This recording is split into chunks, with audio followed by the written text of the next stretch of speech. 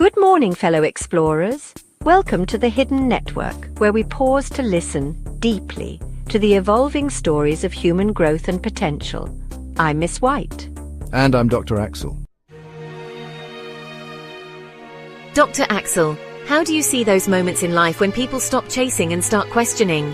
When life feels like it's breaking them open and something deeper begins to speak? Those are sacred thresholds, Miss White. Moments when the structure begins to fracture. At first, people grow into life's challenges as if climbing a mountain, seeking success, approval, meaning. But then, something shifts, an emptiness after achieving everything. And that's when questioning begins, the kind that goes beyond what next and asks what is real? Exactly.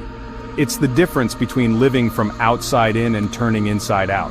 That's when a person starts to cut the corners, the hard edges of fixed identity, and moves into the space of openness and possibility.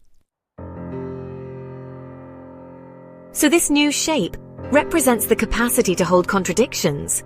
Yes, people begin to see that truth is not fixed. What's true for one may not be for another.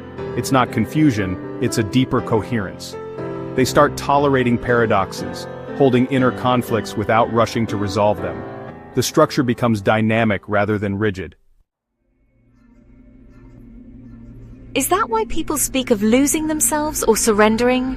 It's not a loss, it's a letting go of the illusion of separation. The separate self, the ego, no longer confines them. Through contemplation, reflection, or simply profound life experiences, they begin to live from presence rather than pretense.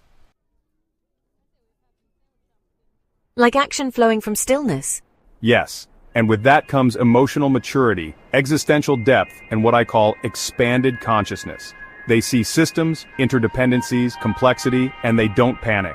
They participate with personal responsibility and compassion. So those dark nights, those inward journeys, they're not detours? No, Miss White, they are initiations, and when someone surrenders not out of defeat but in love, then they discover flow. Meaning becomes something they co-create. That's a beautiful way to see human growth. Not just upward, but inward and all around. That's the journey from separation to wholeness, from surviving to truly being. Not escaping life's complexity, but dancing with it, like waves returning to the ocean that made them. You often still have physical energy, stamina, and possibly a sense of doing and achieving. Work, family, and responsibilities dominate. The body demands more care. Health becomes a central theme. There's a slowing down, but also a tuning in. People listen more to their bodies. Identity is often tied to career, family roles, societal status.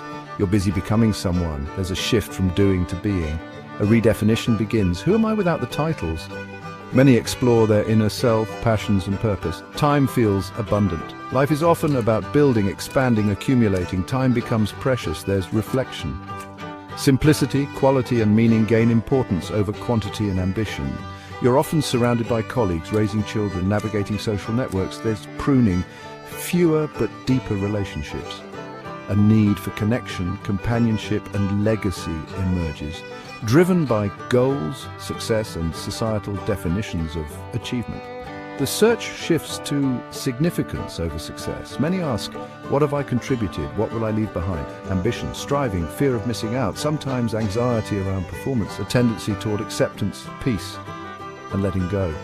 Wisdom begins to rise above knowledge. Learning is often career-driven or tied to family roles. There's curiosity for inner learning, spirituality, philosophy, arts, travel, storytelling. It's less about skills and more about insight.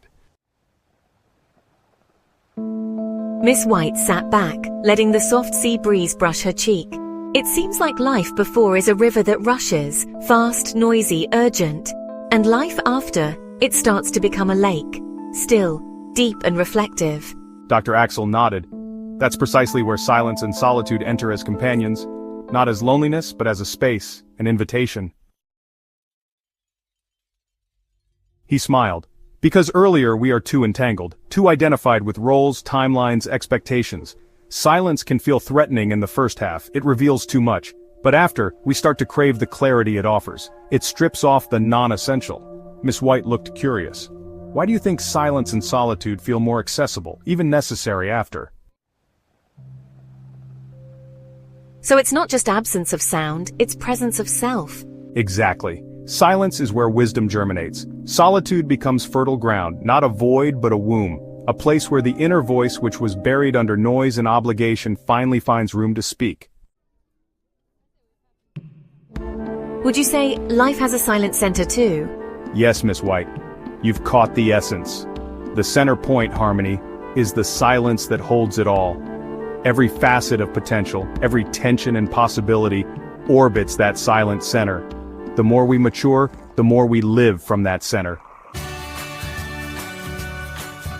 So solitude is not detachment, it's depth. And silence is not emptiness, it's essence. Silence and solitude are the inner technologies of the second half of life. Where earlier we extracted our potential through action, now we extract it through reflection. It's a reversal, but not a retreat, it's a deepening.